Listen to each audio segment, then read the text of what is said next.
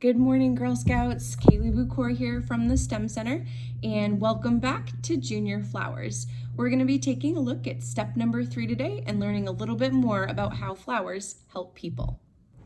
So since we first started filming this series a couple of days ago, the regular size variety columbine didn't have a lot of blooms on it. But over the course of the last couple of days, it's got some really awesome blooms. So we're gonna go head out into the garden and learn more on how flowers help nature and other animals. Welcome back to the garden. As I promised, here is the columbine that is just starting to bloom. So we're focusing on step 3 today, which is how do flowers help in nature and other animals. First and foremost, flowers, through the process of photosynthesis, create oxygen and absorb carbon dioxide. So if you take a nice deep breath in, you are actually breathing in the waste product of plants. So plant poop, you're breathing in plant poop, which is oxygen. Not only do flowers help produce oxygen, they also sift through toxins in the soil. Native plants, like this columbine, will pull moisture deep from in the ground, help prevent erosion, help conserve water, and are drought tolerant. In addition to providing oxygen, sifting out toxins, and conserving water, many plants and flowers are a really great food source for birds and small mammals, like this coral berry. While there are many more ways flowers help the environment, the last example I'll focus on is pollinators, nectar, and honey. We know that pollinators are attracted to flowers by essential oils in the petals. Their reward is the nectar located at the base of the flower. Without pollinators, we would have fewer flowers. Fewer flowers means fewer fruits, like this strawberry in my backyard, and fewer flowers also means little nectar. Less nectar and fewer pollinators means not a lot of honey.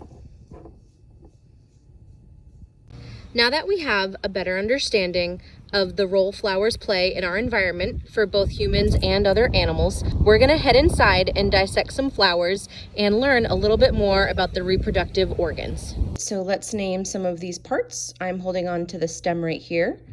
We have the sepals, right? So these green leaf-looking petals at the base.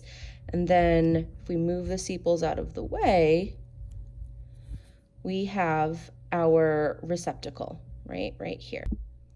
So the petals aren't as pretty now in an expired bloom as they were earlier videos where they were really vibrant and really spread out and beautiful. But we've got the petals here, and now we're going to be taking a look at the reproductive organs of a flower.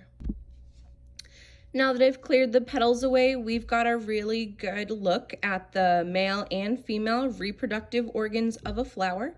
And flowers have both the female and the male reproductive organs present within the same flower, which is really cool. So this right here, this crazy looking piece, this is our pistil, and this is our female reproductive organ. And then next to it is the stamen, and this is the male reproductive organ. You can also have these really cool dissection tools, which is a paper clip that I've unrolled. So use the resources in your home. So now that I've removed all of the stamens, we've got a really good look at the pistil, which is the female reproductive organ. The pistil has 3 parts: the ovary, okay, the style, and then the stigma. I have the male reproductive organ, which is the stamen, and the pollen, the yellow powdery stuff that you can see, that is stuck to the anther, and then what my tweezers are attached to is the filament. So on this flower, we saw earlier that the filament attached the anther to the rest of the flower. There we go. All right, Girl Scouts, we've just completed step number 3 of Junior Flowers. Join us tomorrow for step number 4. See you then.